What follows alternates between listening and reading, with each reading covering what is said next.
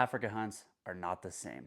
And what I mean by that is it changes throughout the continent and throughout countries. One guy in Limpopo is going to run his camp different and have different experience than the guy in the Eastern Cape, and the guy in the Eastern Cape's neighbors are going to have a different experience than him as well. And the reason I want to dive into this is because there's a big misconception of all Africa hunting is the same, whether you see it on an influencer's page, some Instagram page, your buddy's hunting page, you read an article about it, it is not the same. Hunting in Africa differs from country to country and from place to place, province to province. We're going to dive into that right now. And I want to hit on a topic is you can't judge Africa off of what you see on social media, whether that's Facebook, Instagram, or YouTube. You cannot judge all of Africa based on the little bit that you get to see there. Sure, there's a lot of it, spread out through different people, but there's still a minute amount of it that you get to see. And nowadays, with influencers and all that talking about going to Africa, I'm going to be honest, they don't know anything about it, especially if they've only been, most of them, there's some that do, but if they've only been to the same place, same outfitter, they don't know anything. They don't have any experience of going to different places with different outfitters, experiencing different things. Now, sure, they might have went to maybe a few different camps with the same outfitter over their 5 trips, but it's the same outfitter, same experience. That's totally biased of them to be able to say they know the difference between a good outfitter, a bad outfitter, between a good experience in Limpopo or a good experience in Eastern Cape. They don't know the differences between the camps, the difference between the operations, and the difference between the experiences.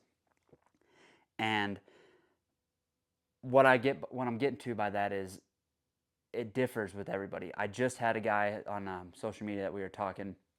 He went on his first safari, and he texted me, and he wanted to talk to me before he left to kind of get an idea on some stuff. So we were texting back and forth while I was on his hunt, and then he just got back, and we were talking, and he's like, "Man, I can see how it can get addicting over here." And I replied back saying, "Yeah, especially once you get outside of South Africa, it becomes really addicting." He's like, "Well, what do you mean by that? Just more spot and stock?" And and it clicked. It's like he is falling into the trap that a lot of people fall into of thinking it's all the same. And so we got into a pretty good conversation, and I explained some things, and you're like, "Oh wow, I didn't know that." But most people think all of Africa is high fenced. It's not high fenced. That's further from the truth. You're not hunting high fences in Cameroon. You're not hunting high fences in Ethiopia, Chad, Tanzania. You're just not. And for the majority of it, Zambia is all low fenced or no fence. Botswana is the same. Zimbabwe is the same. There is some game fencing within those places. Very minute amount of it though. A lot of free range wild Africa is involved in those. Mozambique, free range wild Africa, parts of Namibia like the Caprivi, free range wild Africa. You do get low fence hunting within Namibia as well. Cattle fencing, farming country. Same within South Africa. There's quite a bit of wild free range hunting because it's cattle, agricultural farmland between KwaZulu-Natal and Eastern Cape. There's a lot of that. So that's the big misconception is everyone thinks Africa is all high fenced, and everyone thinks South Africa is all high fenced.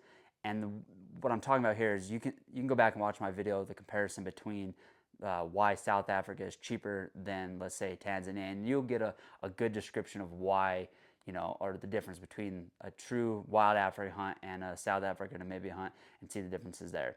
And it explains to you there. So you can go watch that one. And in this video, I'm going to talk about primarily why all South Africa and all Namibia hunts are not the same. And it kind of correlates between all the countries. But like I just stated, in South Africa, you have, your game fencing, which is your high fence stuff. Then you have your low fence stuff, which is going to be, your cattle, sheep properties, agricultural properties throughout a lot of different parts of KwaZulu-Natal, Eastern Cape. And you do get a little bit of that throughout the whole country. There's border stuff that's fenced on one side, river crossing into Botswana, so on and so forth. There's different things like that where there's a couple fences, might have 2 fences on it, 1 fence, 3 fences, depends on what it is. It's not fully enclosed. It's still considered high fence because there's blockades, but it's different. And same within Namibia. Like I just said, there's a lot of cattle farming in Namibia, a lot of free range stuff there, but then there's also a good deal of high fence hunting. But I want to get back to the topic of when I was talking to this gentleman that just went. We were talking back and forth, and he was explaining, yeah, it was a good place to get my feet wet. I'd like to just know more next time I go because I already explained that's different. We were talking. He was hunting in Limpopo area, and Limpopo gets a pretty bad rap for this because there's so many different outfitters there, so many different operations. Most of South Africa has the same issue, but Limpopo, it kind of gets beat like a dead horse about this. And He was hunting there, and they were hunting some pretty small camps, is what they're called. It's just small properties, and what we mean by that is it's a small acreage place. And in Africa, they go on hectares, which is 2.47 acres per hectare. So, if you have 100 hectares, you have 247 acres or whatever that conversion is to. I'm not a math whiz, but you can do the math there. It's 2.47 hectare or acres in a hectare. So they go off of that. So small camps are, to me, a small property is like 3,000 acres and under. That's small. It could be, depending on how it's chopped up or how the diversity of terrain is, that can really depend on your experience wise. And I'll go into that more in a minute here. But he was hunting in small camps, and they were doing a lot of traveling to go hunt different species. And it wasn't like they were hunting like really different species. It was just your common plains game, but they were bouncing around a lot. And this is where I think a lot of people, their experience gets ruined, their expectations of Africa get ruined, and then they kind of pass that on to everyone else because they come back home with the sour taste or just not the, they might not hate Africa, but they might be like, well, I didn't like this because it was like this. Super small. We drove around, hunted small camps everywhere. It's not all like that. I promise you, it is not all like that.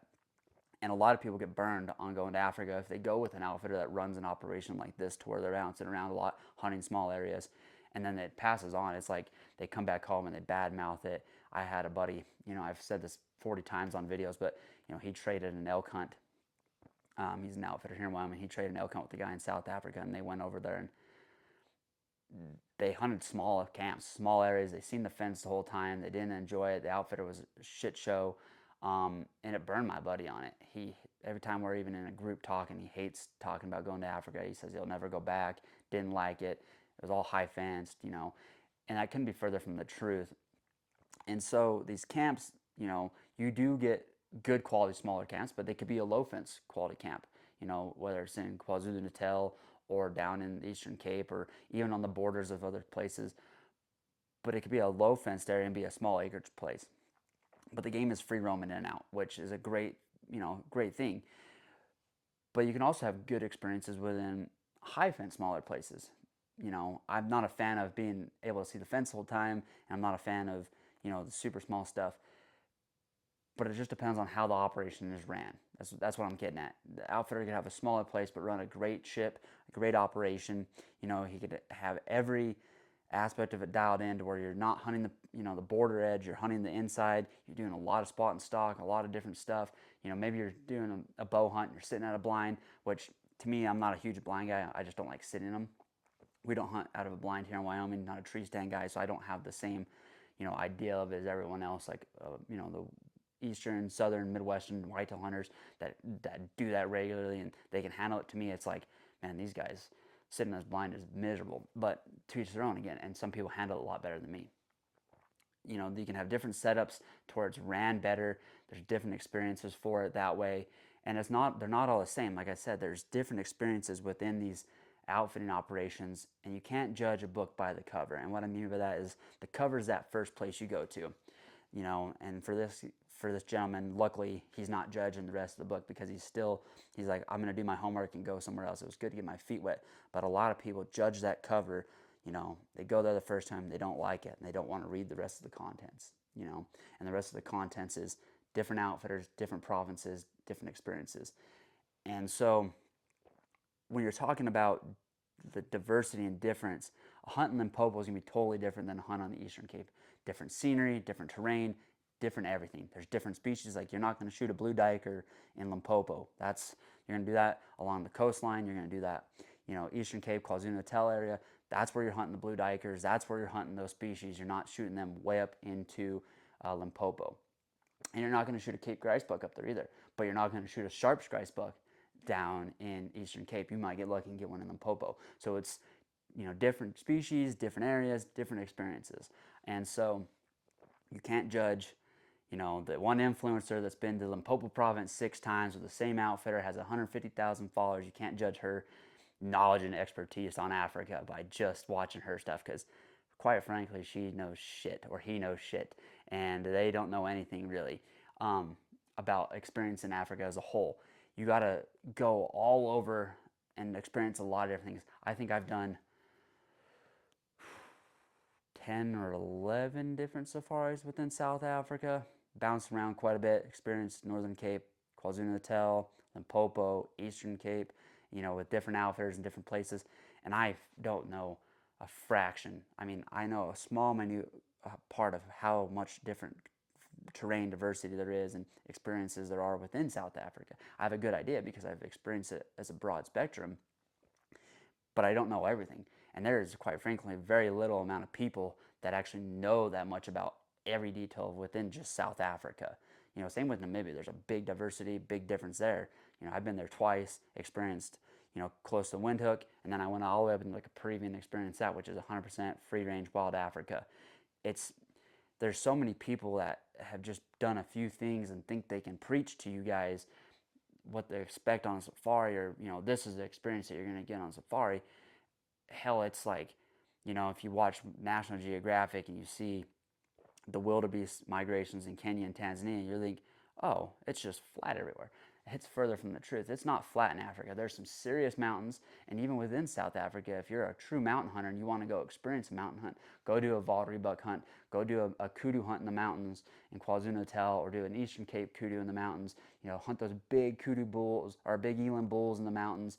Hunt mountain reedbuck, Valrybuk. There's different species that inhabit these mountains and make them very challenging. You could take a spot and scope and hunt the big kudu or Valrybuk. When we did Valrybuk in the Eastern Cape 2 years ago, we had spot and scope, and we were glassing the valleys. We'd get on the ridge and we'd glass in some valleys, but we were mainly glassing the top ridge lines from the valleys up, or we'd glass across ridge lines. It's just like mule deer and elk hunting. And it's a total different experience than what you get hunting in Limpopo. Because Limpopo, there is some rolling hills, there is some mountain terrain, but it's very thick. It's a lot thicker brush, and it's a different style of hunt. You're going to be doing a lot of, glass in little areas, tracking eland there, tracking kudu, tracking buffalo. You're not going to be able to glass them as much. It's a very different style of hunting. There's little rocky hills and koppies and stuff like that that you can get on and glass below, but it's a very different style hunt than what you're going to get in, KwaZulu-Natal, or in the Eastern Cape, or in the Northern Cape. Northern Cape is pretty flat as well. There's ridge lines and mountains and stuff like that as well, but it's a little bit more open, more savanna type look to it, because you're getting into the Kalahari area, which Kalahari is different than everything else. You got your rolling dunes, your streets that you'll glass below. It's all different. From province to province within South Africa, it is extremely different, and it holds a different experience for everybody. You can hunt with the same outfitter, or you can hunt with one outfitter in Limpopo, maybe not enjoy it as much, or maybe you did, but you want to experience something else. You can literally go to the outfitter almost next door and have a totally different experience. So this is like when people have that first bad experience and they don't understand like that everything is different. I urge you to think a second, take a second thought about it. Maybe look at another outfitter.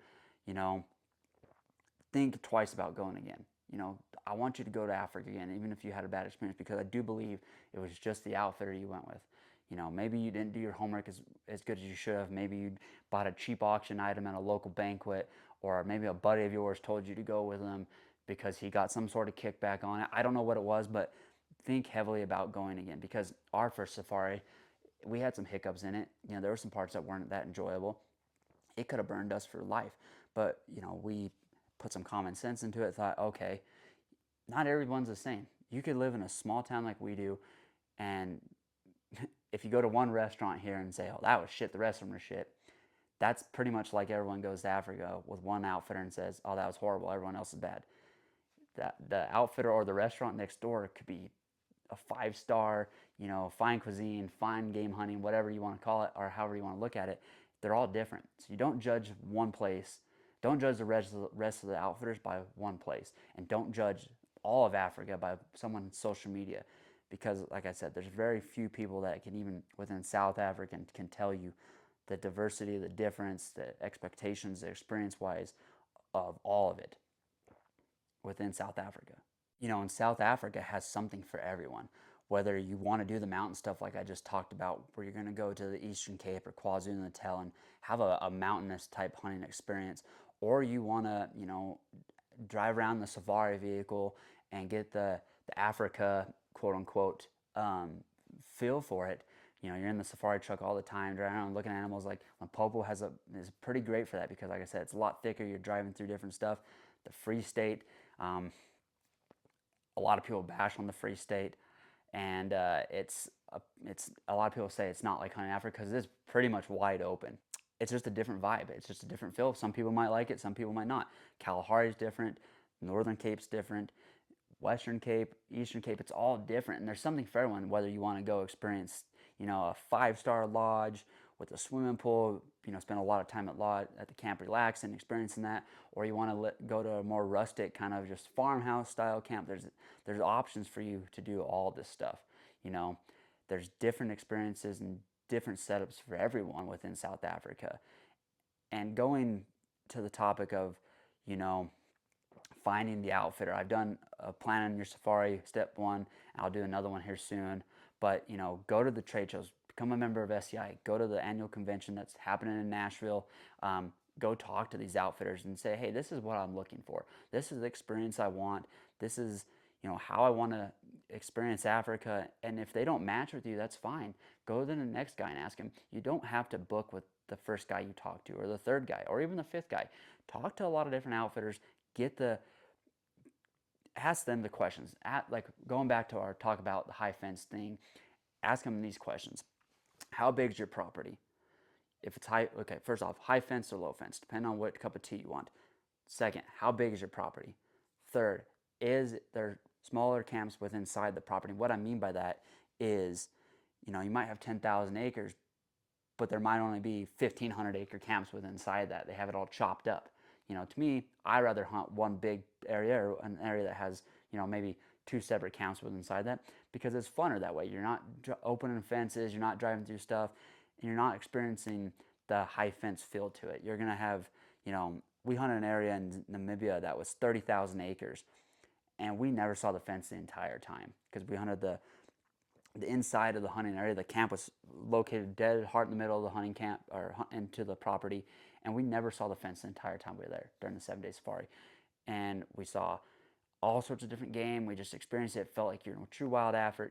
It didn't feel like you're in true wild Africa, but it felt like you were just in Africa. You didn't even think twice about it being a high fence place. And that's my point is if you go with the right operator, go with the right place, like I said earlier, it could be smaller, but the way they run their company, the way they run it, you will not remember that you're in a high fence place until you leave and you're like, oh yeah, we were in a high fence place. But it didn't feel like that. And it's not going to ruin your experience and your thought process of going to Africa. So again, ask those 3 questions and figure that out. Another thing to look at is the put and take method. This is where a lot of different outfitters do different things. And this could, sway your decision or sway your experience because the put and take method is this. There's 5 Impala on the property that they bought that year and they take all 5 and then next year they put 5 more. No one's just going to do that with 5 Impala, but that's just my reference for you guys. To me, I like a camp that has a residential herd, a breeding process on the property to where you're driving and you'll see a calf or a fawn or whatever. You'll see a small young animal, newly born yearlings, 2-year-olds. You'll see the progress of life and you'll see the progress of the herd development. And they'll have breeding bulls that are with the herds that they might not shoot or that year, and you'll be like, I'm going to come back in 4 years and I hope that thing's old, mature, and he's going to be bigger. I love having that experience where it's not like, oh, there's that big sable, he's going to get shot, or there's that younger breeder type of sable, he's going to be shot next week if you don't shoot him, type of deal. It's the properties that are manageable because if there's a residential herd, the owners are going to be managing it just like a concession would in Tanzania. They're going to be having a quota, they're going to be doing game counts, they're going to be really making sure they're not overshooting the population, they're not making sure they're taking the younger animals out of the groups. They're going to be doing it properly, they're going to be managing it. So when you go to those places, you're going to get more of the full experience instead of just the bang, bang, bang. Because when you're just driving around, all you're seeing is trophy quality males. There's no fun in that. You're not getting the experience of seeing the females, the young, passing up younger bulls and saying, okay, I'm going to come back in 3 years and hunting that. Or you're going to say, man, I'm going to send Jimmy here next year and Jimmy's going to hunt that kudu hopefully, or vice versa, whatever it is. The properties that are bigger are going to be the ones that have this. The smaller properties, they can't withstand holding these breeding groups because the food's limited, the water's going to be limited. That's why when you're looking at it, it's better for me. Like in my experience and my personal preference is to hunt bigger areas. The bigger they are, the more game they're going to have, and the more residential breeding programs they're going to have on the properties. Same with even the low fence stuff within South Africa. You know, they're going to be managing their property to keep game on it. They're going to be managing their property to pull in game from neighboring farms. Um, and that's key. You know, when you go to these well-run camps, it's like going to, like, I keep using the restaurant analogy. It's like going to, you know, your local restaurant here, your cafe here that isn't ran well, but then you go to the cafe next door and it's ran top notch. You know, great service, great food, clean inside. You know, they serve the same menu, but it's just this one's a 5 star and this one's a -6. You know, you'd rather watch this place burn down because it's so disgusting and not up to your standards. It's the same thing to me. Like, it's a you can have the same outfitters, not the same outfitters, you can have the same properties, the same game, everything the same, but it could be ran better. It could be just a better quality hunt, and that's where you're going to find the stuff that brings you back to Africa. You can't judge all of South Africa by the one outfitter you went with. Sure, you might have went on a great safari with them, but you can't judge the rest of South Africa based off it. You know, there's going to be bad outfitters. There's going to be great outfitters. There's going to be different experiences for different people.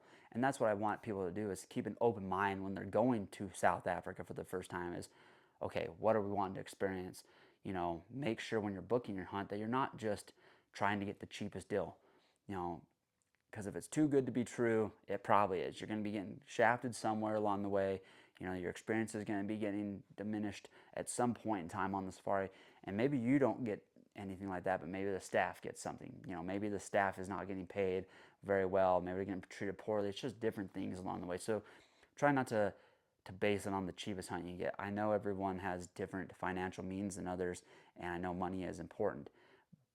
But just remember, you get what you pay for in a lot of things. No matter if it's buying a car, the food, a house, you get what you pay for, and that's what you should look at when it comes to these South African and maybe hunts. Is what are you like? What are you really paying for? Are you paying for the animals, or are you paying for the experience? And I'd rather pay for the experience than just the few animals, because if you're just going to go wing, bang, bang and shoot a couple animals and post on social media, you're not really enjoying it. You're not getting the full safari experience. You need to go and have the adventure, the experience of Africa with inside that. So just to reiterate, the whole conversation here is don't judge a book by its cover. Take it with a grain of salt who influences you on social media, what you read, what you see on, you know, TV, YouTube, reading books, magazine articles. Just take it with a grain of salt. You know, even the good stuff you got to take with a grain of salt, because you know, when you get a reference, if you get on someone's reference list and call them, they're not going to put the bad people on the reference list, or not the bad people. They're not going to put the people that didn't enjoy it on the reference list. So you got to take everything with a grain of salt, whether it's a bad outfit or a great outfit. You got to take it with a grain of salt and really ask yourself, okay, my buddy Jimmy went on this safari and he didn't like it because XYZ. Would XYZ have bothered me? Think of it yourself that way. Or think, okay, XYZ, yeah, he didn't do his research. That place is super small. I was looking at this place and it has a bigger property. So take everything with a grain of salt. Take what I say with a grain of salt. Take what Joey says with a grain of salt. Take what Adam says with a grain of salt. Because everyone is different. You know, between hunters, me and you are different. Everyone's expectations and experiences are different. Everyone takes things differently. Everyone enjoys things differently. And outfitter camps run differently. Everything is different. So take everything with a grain of salt, but make sure you do some research. Take the time, you know, join SCI, go to the convention, you know, get the magazine from SCI, the Safari magazine, look who's advertising there, read the articles, you know, just take things with a grain of salt, do some research, spend some time thinking, okay, what do I want to experience? What do I not want to experience? And then ask the questions. Ask the questions to the outfitters. Like I said, I've done a safari planning video. That's part one. I'm going to do a separate one coming up soon. It's just about questions you need to ask, what you need to think about beforehand. because it's all about what your wants and needs are when booking a safari. So you can't judge all of Africa by even the first safari you went on, whether it was good or bad. You can't judge all of South Africa based on the one influencer that's been 2 or 3 times with the same outfitter in Limpopo province. You can't judge it off of that. You just got to go into things with an open mind, thinking, okay, I've done my homework. This is what, this outfitter checked all these boxes for me. And go into it having the best frame of mind, saying I'm going to have the best time of my life, whether I shoot 20 animals or 5 animals. It's not based on what's put in the salt at the end of the trip. It's based on the fun you had with the trackers, the great food you enjoyed, the scenery you saw, the wildlife you've seen. It's based on all that. So don't judge Africa and don't judge all of South Africa or Namibia off of just one piece of framework that you see on social media, your first experience, or what you read about in a book. Um, go into it with an open mind. Africa is not all the same. Thanks for watching. Again, guys, I hope this video brings you some value. I hope it helps you out a little bit. If it does, share it with a friend. Check out simsafaris.com. Get my free ebooks. I have a free tipping guide that we just launched on there. Then I have a safari planning guide on there as well.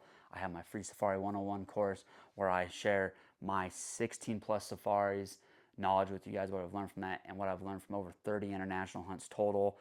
Again, guys, I don't know everything. I'm not the end all be all, but I'm trying to share what I've learned through all my experiences within Africa and hunting the world, because it all correlates together in the end of how I see things, how I plan my trips, what I look for when booking a hunt with an outfitter. And the outfitters that I promote on my website and promote on my social media are outfitters that I would send my best friend to spend money with. I don't get commissions from these guys. I'm not going to be sending you guys to some dingy outfitter just because he gives me the best commission. The people that I'm promoting is people that I trust 100%, what I would spend my hard-earned money with, what I'd expect my buddies to spend their hard-earned money with, and who I can't guarantee anything because there's no guarantees in life, but who I would put my money on that you would have your best experiences with when you go to these different places, whether it's Limpopo, KwaZulu-Natal, Eastern Cape, Chad, Cameroon, wherever it is. These are outfitters that I thoroughly trust and believe in to be some of the best outfitters within the continent of Africa. So check out all that content, tons of free stuff, and I hope you guys enjoyed this video. Stay tuned to the next one.